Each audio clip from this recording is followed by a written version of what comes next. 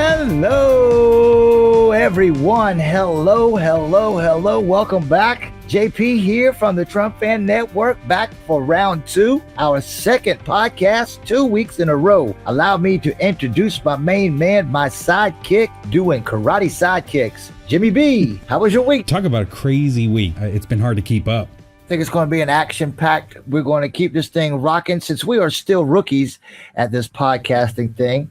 I think this time we're going to be a little more structured. Now, don't get me wrong. We will be doing what we do best here at TFN. We will be debunking some libtards. I have some clips that I've collected this week. We're going to play them, and we're going to give everyone our take. And then Jimmy and I are going to talk about some of the headlines of the week. And then a little later, I have some special announcements. So let's get this thing going. This clip that I'm going to play first is the soundbite of the week.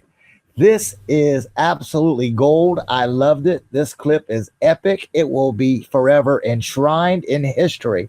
I'm not going to give anything to set it up other than to say, way to go, American Badass Kid Rock. You are the man. Listen to this. It's so hard for people just to get past that we can disagree and still be cordial with one another. People need to calm down, get a little less politically correct. And I would say, you know, love everybody except, I'd say, screw that Joey Behar bitch. Everybody.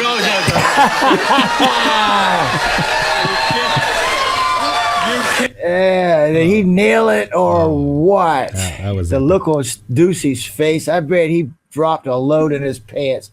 That's live TV. Did not say that. I mean, lady. We apologize for that. Hey, we all love this country, and let's have different. Whoa! I was with him, but no, Joy Behar does not love this country. Have you ever heard Joy Behar do anything patriotic? Not me. No, she's not. She does not love this country. Ideas, but try to move forward. And did he say to call me a bitch? Yes. And you come for one of us. You came for all of us, Kid Rock. Please. Look at that face. Jesus Christ. Can you imagine sleeping with that? Oh my God, how desperate. Now, I thought everyone would love that. I thought that was absolute gold. Now, next up is a clip that I posted on TFN that has done pretty well. This is Ariel Gold from Code Pink. She was on the Laura Ingraham show last night or the other night. And here, take a look at this. What an idiot. That we have white nationalism in the Senate, in the House, and in the White House. Wait a second. We have white nationalism in the Senate? Senate? White nationalism name is three, on the Name rise. 3 white nationalist senators. What about Sean King? Why is he a white nationalist? In the U.S. Senate? Sean King. In the House. He's an activist for Black Lives Matter. Sorry, I might be referring to... That hurt. No, they're so quick to throw around. He's a racist. But she can't even. She named. That's the first thing she thought of was Martin Luther King Jr. Martin Luther King, Malcolm X. That's all right. It's that's. I don't know what you're getting there. Yeah, but let me rescue her. Yeah. No, yeah. That went over well. What you think about that? Face in my palms. That hurt. They're quick to call somebody racist. Now, speaking of racist, this is the perfect segue. Martin Luther King himself. Now, this is an old clip. This is nothing new. But everybody, I hope you can actually. And this guy is the champion. He's the bronze medal winner of liars. He's in the top 3 liars in American history. I think, there's Hillary Clinton, mm-hmm. there's Jank from Young Turks, mm-hmm. and then there's Malcolm X. He's, like I said, he's the bronze medal winner. Now, real quick, for those who don't know, Sean King is a white guy. He's 100% Caucasian, and he's become very successful. He's lucrative. He has a very lucrative career pretending to be a black guy. He has 2 white parents, white siblings, I think. Anyhow, this guy got a scholarship by fooling Oprah Winfrey and giving him a scholarship. Now listen to this. Now keep in mind, this guy is the heavyweight liar of all time. See me, I hope I'm upright as well. Coming to you live from Michigan. I speak here in a few minutes at the University of Michigan. Now, you notice he's got the lighting darked out. How you see how the lighting is it's nothing bright. He's made himself appear to be darker. Looks like But I it's just dimmed watched down. the Yeah. Listen press to this shit. conference, the Donald Trump White House press conference from Sean Spicer, and just wild to see that he continues to tell this kind of ridiculous lie about the Whoa. Now, he's got the nerve to call somebody a liar. He's on there. He's got the audacity to show his vanilla mug in public and call someone else a liar. inauguration attendance. And I mean, it's just incredibly frustrating because a lie is a lie is a lie, but he continues to say that it was the most attended inauguration ever, which it wasn't. And so... All right. So here we go. Sean Spicer, at the beginning of the Trump administration, he said that they had the largest inauguration that was viewed in person and around the world, meaning that more people watched it on Facebook Live, more people live streamed it through YouTube. There's all kind of technology that is available in 2016 or 2017 when he actually, got sworn in. That wasn't in the past. So of course it was the most viewed inauguration of all time because there's more ways to watch it. Right. And they don't seem to understand that. It was not a false statement. He was actually correct. And they say that he lied because of now the two pictures, the famous pictures, and maybe you can post that up in post, Jimmy. Mm-hmm. The two side by side screenshot of the Obama inauguration and the Trump inauguration. Mm-hmm. Now, not only were those two pictures, I believe, are taken at two separate times a day, but they somehow taken that and graduated to a narrative that Trump continued to lie about the inauguration crowd size. That is not what Spicer said. Now I'm gonna play a few more seconds of Talcum X here, and then I'm gonna actually show you what Sean Spicer said and is causing Sean King to lie. Watch. We see from PolitiFact and other fact checkers that those are real reliable. Mm-hmm. Please. Not only was Barack Obama's 2009 inauguration more attended, but that his 2013 inauguration was more attended. But if you go all the way back to 1993, more people actually attended Bill Clinton's inauguration. And so we're dealing with this crazy reality that they will look us right in the face and lie to us. And I'm incredibly... Like he's doing. He's looking right in the camera and lying to us. Now, did you heard him say that Bill Clinton's inauguration? No, I don't know about in person, but that's not the argument. We're not talking about live people here because this is what Sean Spicer actually said. This was the largest audience to ever witness an inauguration, period, both in person and around the globe. Now, it can't be any more clear. Now, how do they distort that to meaning in person? He said around the globe. For me, what's really interesting is those words were very plain, very clear. It was the most viewed. And viewership is not limited to just cable television. To me, most viewed means most viewed. It's collective. It's cable television. It's YouTube. It's the internet. It's all those things put together. Not only online through cable, but also in person. And right. And the thing is, I think with many of those that are on the radical left, they just don't want to hear. Well, I mean, Obama was, I'm not trying to take anything from his inauguration. He was supposed to be, America's first black president. Of course, he got a lot of support. He won a lot of states. He had a lot of voters. But don't take anything away from Trump at the same time. Of course, Obama had a huge inauguration. He may have had more people in person at the inauguration than Trump. I might concede that. But as long as they don't, at the same time, they need to concede that the Trump inauguration had the ability to reach more people because of technology, the live stream devices, YouTube, Facebook, Twitter, but you get the point. Now, what I want to get across is Sean King is pushing the narrative, the false narrative. You know, he's just overall a professional liar. He has the nerve to go out and call the president of the United States a liar. Please. But moving on. These libtards from The View made some noise this week. And bear with us, guys. I know a lot of our audience hate The View. I get more downvotes from uploading videos from The View than any other show. Even though I'm making them look stupid, I don't upload videos to promote The View, but people will hit that down button immediately. As soon as those yentas speak, the downvotes start hitting. Anyways, luckily, I don't care too much about the up and down votes. Never have. But anyways, watch this. You know, doesn't work for me. That's not to say using tear gas. I think it's immoral when you're using tear gas against children. But ProPublica just found that the Trump administration has secretly continued to separate kids from their families. The Obama administration never did that. But I'm just, the AC. Bullshit. The 2014 kids in cages picture, that was from the Obama administration. So she is lying. Don't go on TV and say that they did it.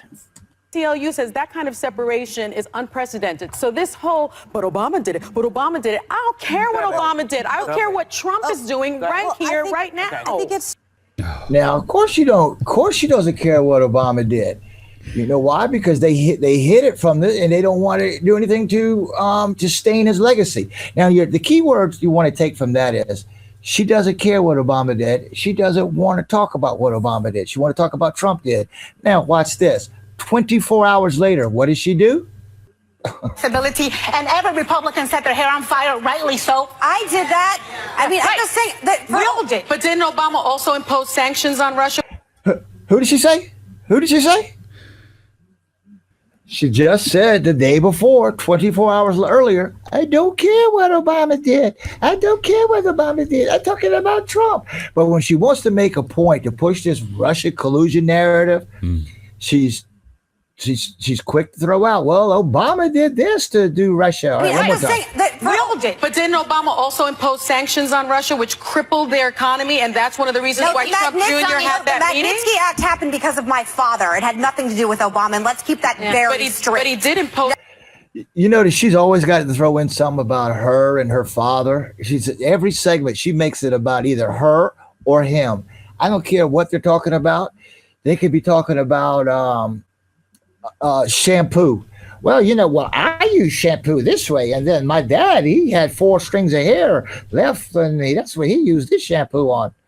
Every segment's about her and her father. I'm sorry, but the normalizing of what happened with Putin happened under Democrats' watch as well. Abby's 100% right on it. Nobody has cared about Putin until all the human rights violations, the annexing of Crimea, everything in the Ukraine. Nobody cared until the elections. So don't tell me this isn't political. Because the elections are a bastion of our democracy, and coming after our elections, human rights should be as well. Oh God! Okay, that's enough. I can't take that. This is one of the reasons why I find this show difficult to watch. Yes. I mean, that to me is worse than nails on a chalkboard. I mean, that's all right. So one more left. All right. Now, the Huff and Puff started right here. The Huff and Puff, the Huffington Post, the same organization that wouldn't cover President Trump during his campaign. I mean, they covered his campaign in the entertainment section. They didn't take his political run to the White House serious.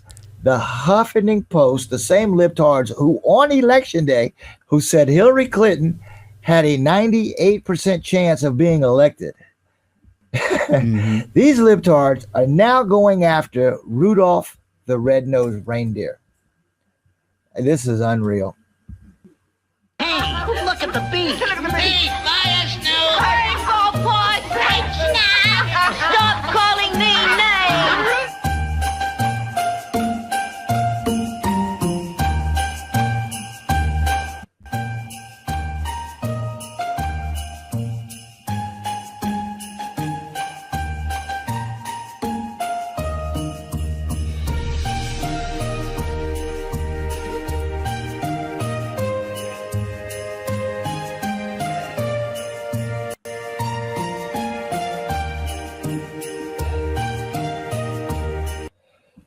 You see, there's something wrong with these people. To be a liberal, you have to have something wrong in your brain.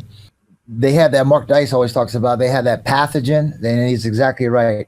Because you see, it's easier to destroy than it is to create.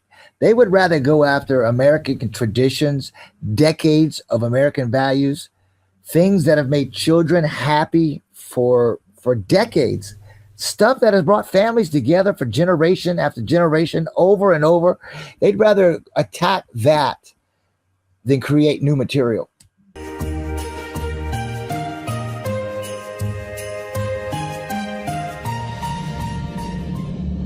All right, son, try it on. I don't wanna. Daddy, I don't like it. You'll like it and wear it. Oh, but Daddy, it's not very good. All right, they're attacking Rudolph. They're attacking American traditions. I mean, didn't you watch Rudolph when you was a kid? This is one of the many kids' classics that I enjoyed as a young lad. This is horrible. Absolutely. Absolutely. Now, think about it. I just don't get it. All right, ladies and gentlemen, to keep this thing moving on, I'm going to toss it over to Jimmy B. What's up with some of the headlines this week? What a crazy week, JP. Dan Bongino. He had released Great guy. I love Dan. Yeah.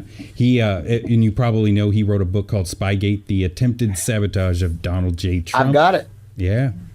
So a couple of weeks ago, Dan had spoken at the David Horowitz Freedom Center Restoration Weekend that was held on November 15th through the 18th, where he essentially delivered a condensed version of the scandal that he describes in his book that is the Mueller investigation. And it's a 37-minute video of that speech that was published on YouTube last week, and it has gone viral since then. As of this moment, it has about 1 million views. Yeah, I highly recommend that if you haven't watched it yet, the video that Jimmy's describing, everyone needs to watch it. If you have any doubts of what's going on in this Mueller investigation, the corruptness behind it, Dan Bongino has a way to break it down like he's talking to a 4-year-old and explain it. So one of the more memorable quotes in that video is where Dan says, "This is the biggest scandal of our generation. There is no close second. This makes Watergate look like Romper Room." I don't doubt it. I don't doubt it. Hopefully this investigation will be finished soon and President Trump will be completely exonerated. And I can't wait to see the look on people's faces to know that there was absolutely no collusion. Now, did you see these Trump rallies during 2016? The thousands and thousands of people. Donald Trump did not need any help from any Russian government to win the election. He won the election fair and square. Jerome Corsi, he was on Hannity this week, and he had described that his interrogation by the Mueller team, they essentially tried to force him to lie, and that when he wouldn't, they threatened him with prison for the rest of his life. And to me, that's just kind of an indication. It's believable to me, but it's an indication of how the Mueller investigation has been operating. And now many believe that what Mueller is actually doing is they're trying to set Trump up for impeachment. That's all this is about. This is all this is about. Yeah. There's another thought that this entire investigation is just one big cleanup operation to cover up domestic spying, given the unmasking that took place by members of the Obama administration. Absolutely. Yep. There's no doubt in my mind. Now, Barack Obama spied on James Rosen from Fox News. Barack Obama spied on on the Fox News reporter, his parents. He spied on Angela Merkel. He spied on the Italian prime minister, and then they had the nerve with his long history of spying. Didn't Clapper lie to Congress? He got caught saying that they were spying on individuals. They were keeping tabs on people. They got caught lying about that. Yeah, not wittingly. That's what Clapper said.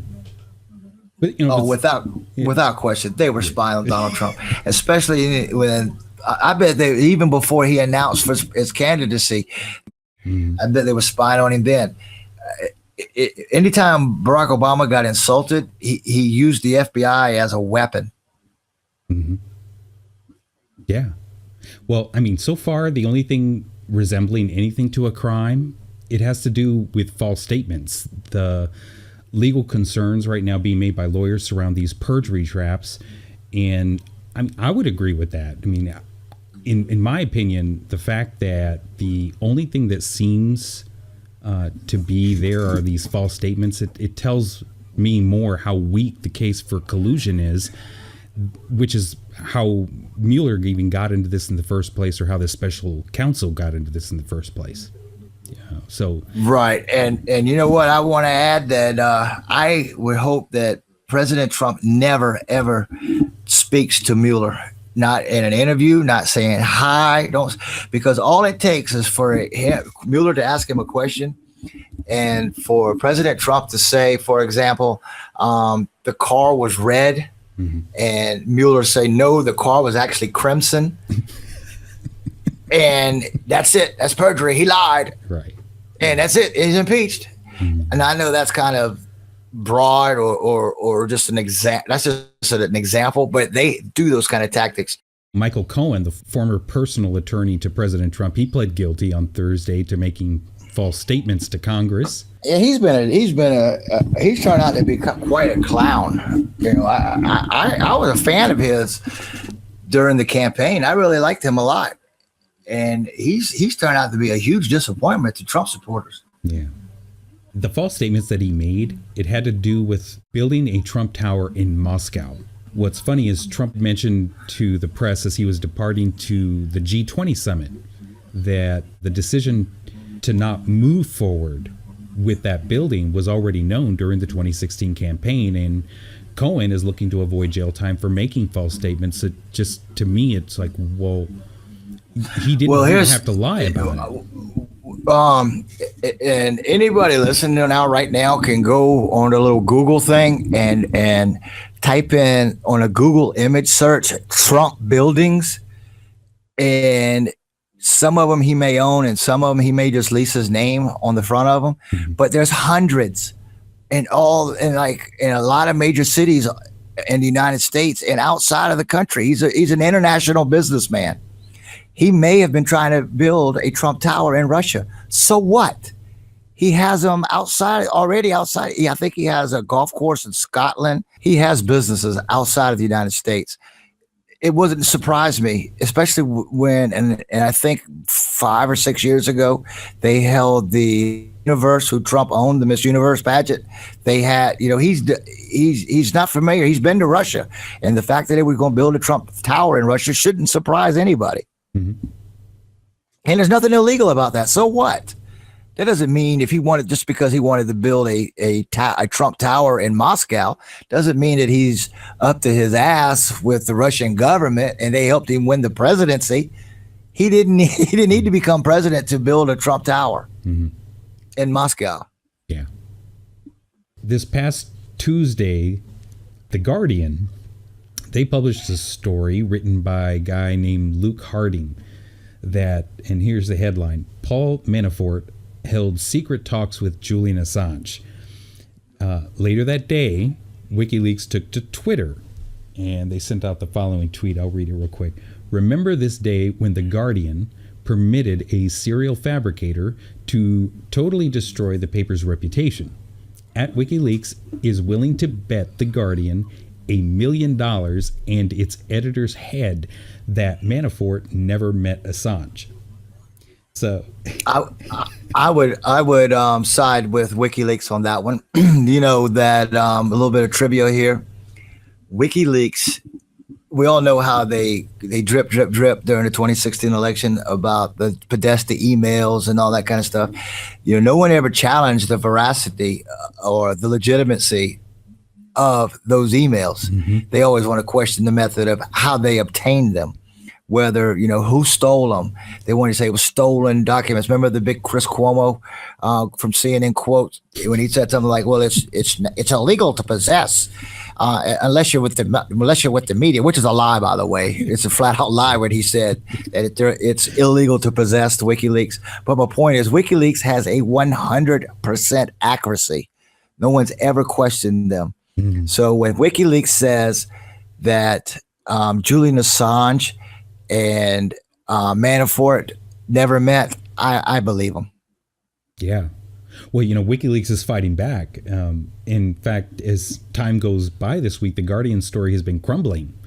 And so much so that the article is actually, the original article, it has undergone stealth edits to the details since it was first published. WikiLeaks, they sent a tweet out the following day with a link to, it's called newssniffer.co.uk, that highlights the edits that are being made to the article and the different versions from the original. As an example, let's just take a look at one of those edits. Take just the headline for the article. The original headline said, Manafort held secret talks with Assange in Ecuadorian embassy. Now the updated headline says, Manafort held secret talks with Assange in Ecuadorian embassy, sources say. It's always sources, huh? Yes. Always sources. Always, let me guess, unnamed sources, someone close to the subject. I don't know much about the Guardian, but I would assume they were a left-leaning organization. Am I correct? I would definitely agree with that. So you're tonight you're telling me that a liberal organization, a liberal media, got an article wrong, and now that the article is crumbling. Is that what you're saying? Imagine my shock. Yeah, well, I think it's interesting that as the Mueller investigation, starts to wind down, we're seeing a story like this come from The Guardian. In my opinion, when you take a step back and you kind of look at the bigger picture and you consider these other stories that are being pushed this week about Jerome Corsi, Roger Stone, Paul Manafort, Michael Cohen, I think once again the fake news media is letting everyone down, and they're doing a disservice by propagating this. I call it an invented narrative of Russian collusion. Of course. Who's that sound like? Of course. These people, the news media in the United States is nothing but an extension of the Democrat Party. They are one and the same. Sometimes you can't tell them apart. Yeah. They speak for Democrats and Democrats speak for the media. You cannot tell them apart. They are nothing but vile, repugnant miscreants and malcontents. I know I said that last week, and I'll say it every week. I cannot stand the liberal media. Anyone who's ever watched TFN for 2 seconds, no, that's what I do. I debunk them, and I will do it every day as long as I got one person watching. Ladies and gentlemen, that's it for now. We want to thank everyone for listening. We will try this again next weekend, and I believe we're going to do a live stream sometime soon on TFN2. So everyone be sure to subscribe to Trump Fan Network 2. A link will be posted below. And ladies and gentlemen, if you like what we have done today, please consider a one-time donation through PayPal. That's paypal.me/Trump Fan Network. Your support helps to keep this channel going. We couldn't do it without you. Thank you very much for those who have contributed in the past. It is greatly appreciated. I'd like for you guys to leave a comment below. Leave us some suggestions. Who do you want us to debunk? Fact check, talk about, trash? What libtard do you want us to spotlight? Who do you want the light shine on? Jimmy, anything else you want to say? I'm good to go. Thanks for having me, JP. I really appreciate it. It was a lot of fun. Okay, ladies and gentlemen, we'll see you next week. This is JP from the Trump Fan Network. I am your voice.